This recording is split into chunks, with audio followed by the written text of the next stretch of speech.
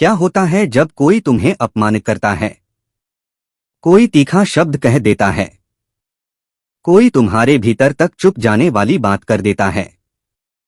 उस क्षण तुम्हारे भीतर एक आग उठती है, तुम्हारा मन तिलमिला जाता है, शरीर में एक झटका सा लगता है, तुम्हारा हृदय सिकुड़ जाता है और उसी क्षण तुम तय कर लेते हो कि यह व्यक्ति तुम्हारा शत्रु है।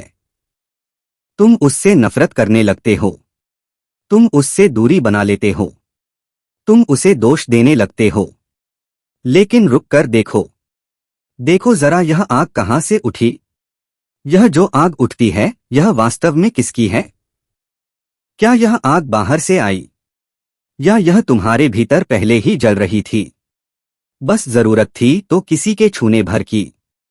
किसी ने तुम्हें अपमानित कर दिया, किसी ने तुम्हें छू दिया और तुम दुखी हो जाओ तो दुख देने वाला वह व्यक्ति नहीं। दुख देने वाला तुम्हारा अपना अहम है, जिसे हम मैं कहते हैं, और वही सबसे गहरा घाव है।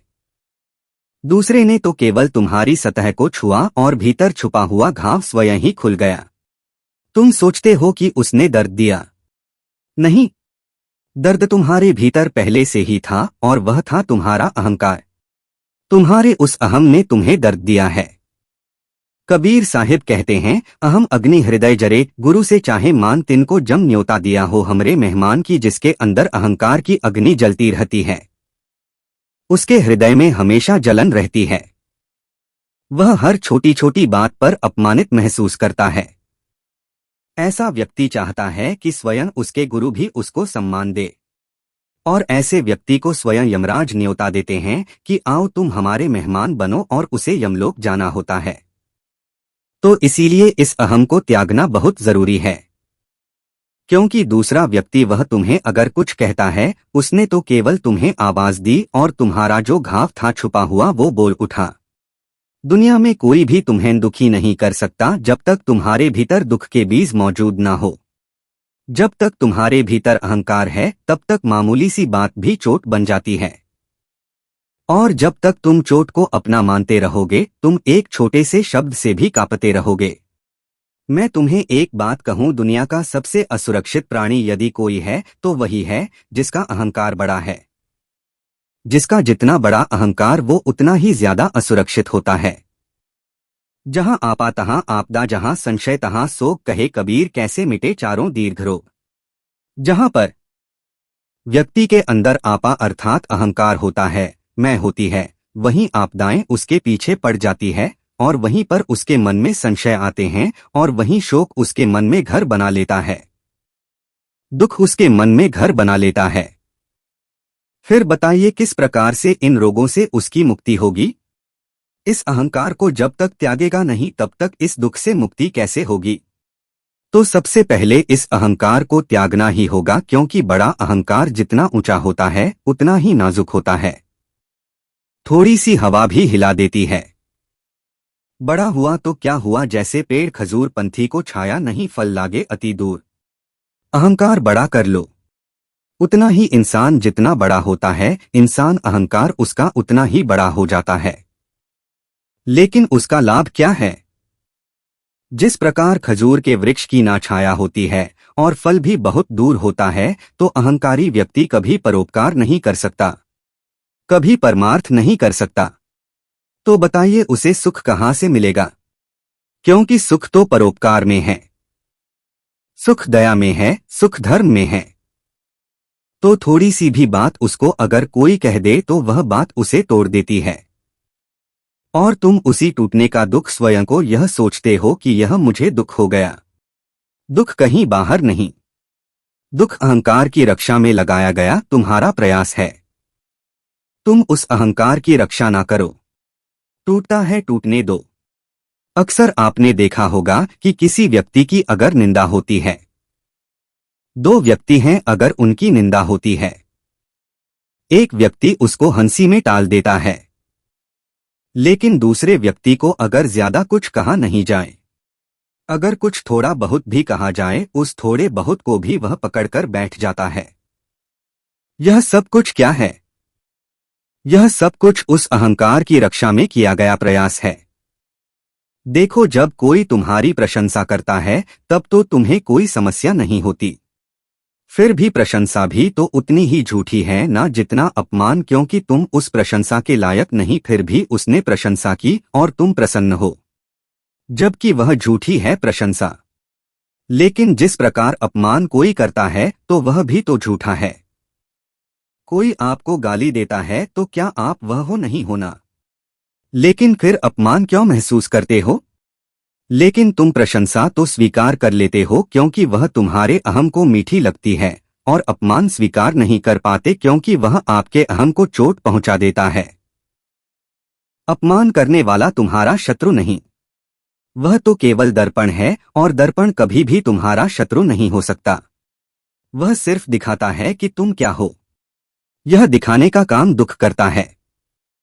दुख तुम्हें बताता है कि तुम यहाँ बंधे हो, जहाँ तुम जकड़े हो, जहाँ तुम कमजोर हो, जहाँ पर तुम अज्ञानी हो, जहाँ तुम अभी बच्चे जैसे दिख रहे हो। यह सब कुछ दुख दिखाता है। जिस प्रकार दर्पण दिखाता है कि हमारे चेहरे पर क्या कमी है और क्या नहीं है, हमारे वस्त्रों में क्या कमी है और क्या नहीं है, लेकिन हम यह देखना नहीं चाहते। हम चाहते हैं कि दुनिया बदल जाए, लेकिन हमारा अहम ना बदले। तुम्हें दुख इसलिए होता है कि तुम मानते हो कि तुम्हें कुछ अच्छा होना चाहिए था, पर तुम कुछ और हो। तुम सोचते हो कि दुनिया तुम्हें सम्मान दे, लेकिन भीतर तुम स्वयं को सम्मान देने योग्य नहीं समझते। तुम चाहते हो कि कोई तुम्हारी गलतियां ना देखे, लेकिन स्वयं तुम्हें मालूम है कि तुम्हारे भीतर कितना अंधेरा है। जब कोई उस अंधेरे को छू देता है तुम उसे अपना शत्रु मान लेते हो, लेकिन जो तुम्हें अंधेरा दिखा गया वह वास्तव में तुम्हारा गुरु है। गुरु क्या करते हैं? गुरु यही तो करते हैं। तुम्हारे दुर्गुण तुम्हें दिखाते हैं और उन्हें दूर करते हैं। तो यदि कोई तुम्हारे दुर्गुणों को तुम्हें दिखा रहा है तो इसका अर्थ तो यही हुआ कि वह तुम्हारा गुरु है। तुम्हें उसका सम्मान करना चाहिए। कोई तुम्हारी निंदा करता है तो उसका सम्मान करो। तुम उसे अपना शत्रु क्यों मान लेते हो?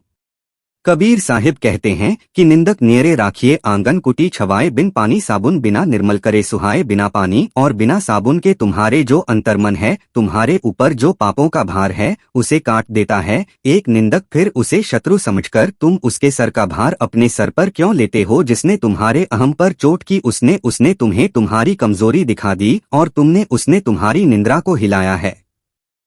उसने तुम्हें वो अवसर दिया जो तुम स्वयं को कभी नहीं देते।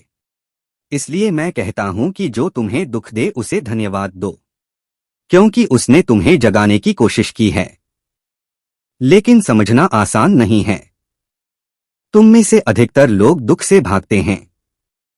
दुख आया और तुम तुरंत उससे दुख से दूर जाने की कोशिश करने लगते हो। कभी गुस्से में भागते हो, कभी नफरत में भागत। अपमान करने वाला तुम्हारा शत्रु नहीं, वह तो केवल दर्पण है, और दर्पण कभी भी तुम्हारा शत्रु नहीं हो सकता। वह सिर्फ दिखाता है कि तुम क्या हो। यह दिखाने का काम दुख करता है। दुख तुम्हें बताता है कि तुम यहाँ बंधे हो, जहाँ तुम जकड़े हो, जहाँ तुम कमजोर हो, जहाँ पर तुम अज्ञानी हो, जहाँ तुम अभी बच्चे जैसे दिख रहे हो। यह सब कुछ दुख दिखाता है। जिस प्रकार दर्पण दिखाता है कि हमारे चेहरे पर क्या कमी है और क्या नहीं है, हमारे वस्त्रों में क्या कमी है और क्या नहीं है, लेकिन हम यह देखना नहीं चाहते। हम चाहते हैं कि दुनिया बदल जाए, लेकिन हमारा अहम ना बदले। तुम्हें दुख इसलिए होता है कि तुम मानते हो कि तुम्हें कुछ अच्छा होना चाहिए था, पर तुम कुछ और हो। तुम सोचते हो कि दुनिया तुम्हें सम्मान दे, लेकिन भीतर तुम स्वयं को सम्मान देने योग्य नहीं समझते। तुम चाहते हो कि कोई तुम्हारी गलतियां ना देखे, लेकिन स्वयं तुम्हें मालूम है कि तुम्हारे भीतर कितना अंधेरा है। जब कोई उस अंधेरे को छू देता है तुम उसे अपना शत्रु मान लेते हो, लेकिन जो तुम्हें अंधेरा दिखा गया वह वास्तव में तुम्हारा गुरु है। गुरु क्या करते हैं? गुरु यही तो करते हैं। तुम्हारे दुर्गुण तुम्हें दिखाते हैं और उन्हें दूर करते हैं।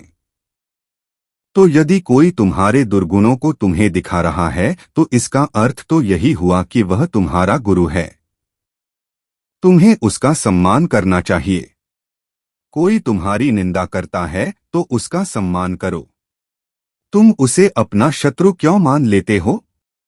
कबीर साहिब कहते हैं कि निंदक नियरे राखिए आंगन कुटी छवाए बिन पानी साबुन बिना निर्मल करे सुहाए बिना पानी और बिना साबुन के तुम्हारे जो अंतर्मन है तुम्हारे ऊपर जो पापों का भार है उसे काट देता है। एक निंदक फिर उसे शत्रु समझकर तुम उसके सर का भार अपने सर पर क्यों लेते हो? जिसने तुम्हारे अहम पर चोट की उसने तुम्हें तुम्हारी कमजोरी दिखा दी और उसने तुम्हारी निंद्रा को हिलाया है। उसने तुम्हें वो अवसर दिया जो तुम स्वयं को कभी नहीं देते। इसलिए मैं कहता हूं कि जो तुम्हें दुख दे उसे धन्यवाद दो, क्योंकि उसने तुम्हें जगाने की कोशिश की है। लेकिन समझना आसान नहीं है। तुम में से अधिकतर लोग दुख से भागते हैं। दुख आया और तुम तुरंत उससे दुख से दूर जाने की कोशिश करने लगते हो। कभी गुस्से में भागते हो, कभी नफरत में भागत। भागने से दुख और गहरा हो जाता है। भागना अंधेरे में छिपने जैसा है। कबीर साहिब कहते हैं, हम चाले सुख ढूंढने आगे मिलिया दुख जाहु सुख घर आपने अब मैं जानो और दुख। कि जब हम ढूंढने चले किसे सुख को, लेकिन हमें बदले में क्या मिला? हमें बदले में मिला दुख। तो कबीर साहिब कहते हैं कि जाओ सुख, अब तुम अपने घर को जाओ। अगर परमात्मा ने मुझे दुख दिया है तो मैं इसी में ही राजी हूं। यही जो दुख है मैं इसी के ही लायक हूं। क्यों लायक हूं? क्यों दुख को अपनाते हैं कबीर? कबीर साहिब इसलिए अपनाते हैं क्योंकि दुख में सुमिरन सब करें, सुख में करे ना कोई। कि दुख में हर कोई सुमिरन करता है परमात्मा का और सुख में सब भूल जाते हैं। लेकिन लोग यह भी भूल जाते हैं कि जो सुख में सुमिरन करे तो दुख काहे को होए। कि यदि प्रभु का सुमिरन अगर सुख में भी कर लेते तो दुख होता ही नहीं। इसलिए कबीर साहिब कहते हैं कि मेरे को दुख ही प्रिय है, क्योंकि मैं उसमें भजन तो कर सकता हूँ परमात्मा का, राम का नाम ले सकता हूँ, क्योंकि यदि सुख आ गया तो शायद मैं भी राम का नाम ना ले पाऊं। देखिए नजरिए में कितना फर्क है कबीर साहिब के और हमारे। तो इसीलिए साहिब तो यह कहते हैं कि जो भी तुम्हें दुख दे उसे धन्यवाद करो, उससे भागो मत। भागने से दुख नहीं मिटता, भागने से दुख और गहरा होगा। भागना अंधेरे में छिपने जैसा है, जबकि दुख तो रोशनी चाहता है, जागरूकता की रोशनी। अगर तुम दुख से भागना छोड़ दो, उसकी ओर देखना शुरू कर दो तो दुख बदलने लगता है। वह अपना स्वरूप बदलने लगता है। वह तुम्हें भीतर से बदलता है। दुख में बड़ी शक्ति है, पर दुख केवल उसे बदलता है जो दुख को देख लेता है। जो दुख से डर जाता है वो दुख का गुलाम बना रहता है। वो दुख को अवलोकन में बदल देता है। वो दुख का मालिक बन जाता है। कौन बन जाता है? जो दुख से डर के भागता है। जब कोई तुम्हें अपमानित करे उस क्षण तुम्हें सबसे पहले जो प्रतिक्रिया आती है कि प्रतिक्रिया देना, कुछ बोल देना, कुछ कर देना, गुस्से में उफान मार देना, और यही प्रतिक्रिया तुम्हें दुख में बांधती है। और यह समझना प्रतिक्रिया अचेतन होती है और अचेतनता ही दुख का असली कारण है। अगर उस क्षण तुम रुक जाओ और केवल रुक जाओ, एक सांस भर लो या एक गिलास पानी पी लो, उस आग को जो भीतर जल रही है उसको भीतर से देखते रहो तो तुम पाओगे कि आग तुम्हारी नहीं है। आग केवल एक ऊर्जा है। यह आग घर को भी जला सकती है और यह आग चूल्हे में रहकर तुम्हारा भोजन तुम्हारे घर को भी जला सकती है। घर चलाना है या घर जलाना है यह तुम्हारे ऊपर निर्भर करता है, क्योंकि आग तो ऊर्जा है। तुम अपनी इसी आग को स्वीकार करो। जब तुम उसे स्वीकार करते हो, जब तुम उसे देख लेते हो तो वह शांत होने लगती है। वह तुम्हें बदलने लगती है और यहीं से जो दुख है वह उपयोगी होने लगता है। दुख तुम्हें भीतर ले जाता है। दुख तुम्हें सच के करीब ले जाता है। दुख तुम्हें तुम्हारी जकड़न दिखाता है। दुख तुम्हें बताता है कि अभी कितनी दूरी है उस स्वतंत्रता से जिसकी तुम बात करते हो, उस आजादी से, उस मुक्ति से जिसकी तुम बात करते हो। अक्सर लोग कहते हैं हमें शांति चाहिए, लेकिन शांति केवल उसी को मिलती है जो दुख को समझ लेता है, जो दुख को गुरु बना लेता है, क्योंकि दुख हमेशा कुछ ना कुछ सिखा कर जाता है। यदि तुम उसको अपना गुरु बना लो तो, क्योंकि शांति का जन्म दुख की समझ से होता है। सुख से भला कोई शांति मिलती है? नहीं मिलती है, क्योंकि जिसको सुख की आदत पड़ जाए, जिसको केवल सुख और सुख मिला हो, यदि उसको हल्का सा भी दुख हो जाए तो उसे कितना कष्ट होता है, वो उसे सह नहीं पाता। कोई बालक जिसे बचपन से आज तक किसी ने डांटा नहीं हो और उसे अगर कोई डांट दे तो उसके ऊपर तो पहाड़ टूट पड़ता है, क्योंकि उसने कभी दुख को समझा ही नहीं, उसने कभी दुख को जाना ही नहीं। इसलिए जिसने दुख को समझ लिया उसका दुख मिट जाता है, और जिसका दुख मिट गया उसी की जो शांति होती है वह स्थायी होती है, उसी की शांति चिरस्थायी होती है। तुम सोचते हो कि सुख से शांति मिल जाएगी। नहीं, सुख तो लहर की तरह आता जाता है। शांति केवल तब आती है जब दुख का स्रोत बुझ जाता है। जरा देखो, जब लहरें उठ रही होती हैं जल में तो क्या वह शांत होता है? नहीं। लेकिन जब कुछ भी ना हो, जब वह लहरें जब शांत हो जाती हैं, सुख की लहरें, तब अपने आप ही जल शांत हो जाता है। और जब शांत हो गया तो दुख का स्रोत वह भी स्वयं समाप्त हो जाता है। दुख का स्रोत कौन है? वह तुम्हारा अपना अहंकार है, तुम्हारे अपने विचार हैं, तुम्हारी अपनी उम्मीदें हैं, तुम्हारे अपने भ्रम है। यह सब पिघलते हैं तो मीठे शब्द तुम्हें नहीं बदलेंगे। तुम प्रशंसा पाते रहो लेकिन कभी नहीं बदलोगे। कोई तुम्हारी प्रशंसा करते रहो, तुम वैसा ही बने रहोगे जैसे अभी हो। प्रशंसा तुम्हें सौंप देती है तुम्हारी पुरानी आदतों के हवाले, लेकिन अपमान अपमान की आग की तरह है। अपमान वह भीतर की नींद जो आपकी नींद है उस नींद को हिला देता है। जिस नींद में तुम सोए हो उस नींद से तुम्हें जगा देता है। वह तुम्हें दिखा देता है कि तुम कहाँ खड़े हो।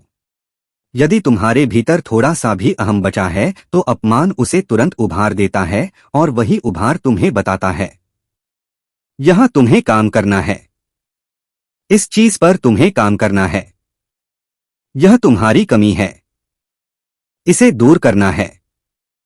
कभी कभी तुम सोचते हो कि कोई तुम्हारे खिलाफ है, लेकिन वास्तविकता यह है कि तुम स्वयं ही अपने विरुद्ध खड़े हो। कोई व्यक्ति बाहर से कुछ बोल देता है और तुम्हारा मन भीतर कहता है कि यह बात सही है। इसी जगह मैं कमजोर हूं, लेकिन तुम यह मानना नहीं चाहते क्योंकि मान लेने के लिए साहस चाहिए। लेकिन तुम उस व्यक्ति पर गुस्सा करते हो क्योंकि तुम अपने ही भीतर की सच्चाई से भाग रहे होते हो जो तुम्हें दुख देता है। उसका धन्यवाद इसलिए करना चाहिए क्योंकि वह तुम्हें वह दिखाता है जो मित्र भी नहीं दिखा पाता। वह तुम्हें वह दिखाता है जो तुम स्वयं भी नहीं देखना चाहते। वह व्यक्ति चुभता है क्योंकि वह सत्य की ओर संकेत करता है, और सत्य हमेशा कड़वा होता है। वह चुभता है। यही कारण है कि लोग सत्य को पसंद नहीं करते। वे मिठाई जैसी बातें पसंद करते हैं जो सुनने में अच्छी लगती है, पर भीतर कुछ बदलता नहीं है उससे। लेकिन चोट चोट भीतर की जड़ें हिला देती है। चोट तुम्हें अपनी नींव देखने पर मजबूर कर देती है। बिना नींव देखे कोई निर्माण संभव नहीं। अगर नींव ही कमजोर होगी तो निर्माण तो स्वयं ही कमजोर हो जाएगा। अगर तुम सच में बदलना चाहते हो तो उन लोगों को ध्यान से देखो जिन्होंने तुम्हें सबसे अधिक चोट पहुंचाई है। वह चोट व्यर्थ नहीं थी, वह तुम्हें भीतर से बुलाने का एक अवसर थी। ध्यान से सुनना। जब कोई तुम्हें चोट देता है तो तुम तुरंत प्रतिक्रिया देते हो, और प्रतिक्रिया हमेशा अचेतन होती है। प्रतिक्रिया का अर्थ है तुमने अपने ऊपर किसी और को सत्ता दे दी। तुम्हारा मन एक कूड़ेदान बन गया जिसमें कोई भी आकर कुछ भी कचरा डालकर फेंक कर चला जाता है, और तुम दुर्गंध मारने लगता है। नहीं, तुम्हारे मन को गुलदस्ता बनाओ जिसमें से केवल और केवल फूलों की खुशबू आए। फूलों जैसा जीवन हर किसी को नसीब नहीं होता। कोई भी व्यक्ति कुछ कहेगा और तुम उसी में बह जाओगे। क्या यह सही है? तुम्हारा मन उसके इशारे पर नाचेगा। यदि किसी ने दो शब्द तुम्हें किसी के भी चाहे वह अपने हो या पराए, यदि किसी के दो शब्द तुम्हें हिला सकते हैं तो समझ लो कि तुम स्वतंत्र नहीं हो। तुम अभी मुक्ति से बहुत दूर हो। मुक्ति वो है जिसे कोई हिला नहीं सकता। ना प्रशंसा उसे फुलाती है, ना अपमान उसे गिराता है। वह भीतर से स्थिर होता है, जिसे स्थिर स्थित प्रज्ञ कहा जाता है। लेकिन जब तक तुम प्रतिक्रिया देते हो तुम भीतर स्थिर नहीं हो। जब तक तुम प्रतिक्रिया देते रहोगे, चाहे वह तुमसे छोटा हो या बड़ा हो, तुम्हारे अंदर अहंकार जीवित है। तुम अभी भी दूसरे के हाथों में हो। तुम्हारा मन उनके हवाले है। इसीलिए मैं कहता हूं, प्रतिक्रिया मत दो, उत्तर दो। प्रतिक्रिया अनजाने में आती है और उत्तर जागरूकता से आता है। उत्तर सोच समझ कर दिया जाता है। प्रतिक्रिया तुम्हारे अतीत से आती है। तुम्हारी पुरानी आदतें, तुम्हारी पुरानी पीड़ाएं, तुम्हारी पुरानी कहानियां, यह तुम्हें खींच ले जाती हैं। लेकिन उत्तर तुम्हारे वर्तमान से आता है। इस क्षण से आता है, सतर्कता से आता है और सत्य से आता है। जब कोई तुम्हें अपमानित करे तो पहला काम यह करो, रुको, बस कुछ क्षण के लिए रुको, क्योंकि यदि तुम रुके तो तुम्हें एहसास होगा कि तुम्हारे भीतर उठने वाली आग बाहरी नहीं, वो केवल तुम्हारी अचेतनता का उभान है। और यदि तुम उसे देख सको, उसका अवलोकन कर सको, तो वह धीरे धीरे शांत होने लगेगी। तुमने देखा है, अवलोकन में बड़ी शक्ति होती है। स्वयं को देखो। यदि तुम अपने दुख को, अपने क्रोध को, अपने अपमान को अगर देख सको तो वह बदलने लगता है। देखना यह परिवर्तन की शुरुआत है। देखने का अर्थ क्या है? जो हो रहा है उसे पूरा पूरा देखना, यही है अवलोकन। बिना भाग्य, बिना दबाव, बिना प्रतिक्रिया दिए। अगर तुम देख सको तो तुम्हें पता चलेगा कि तुम्हारा शत्रु तुम्हें दुख नहीं दे रहा था। वह तो केवल तुम्हारे घाव को छू रहा था, और घाव अगर है तो इलाज भी चाहिए। अगर तुम भीतर की आग को देख लेते हो तो आग की पकड़ ढीली हो जाती है। यदि तुमने देखा कि घर में आग लगी है और तुमने देख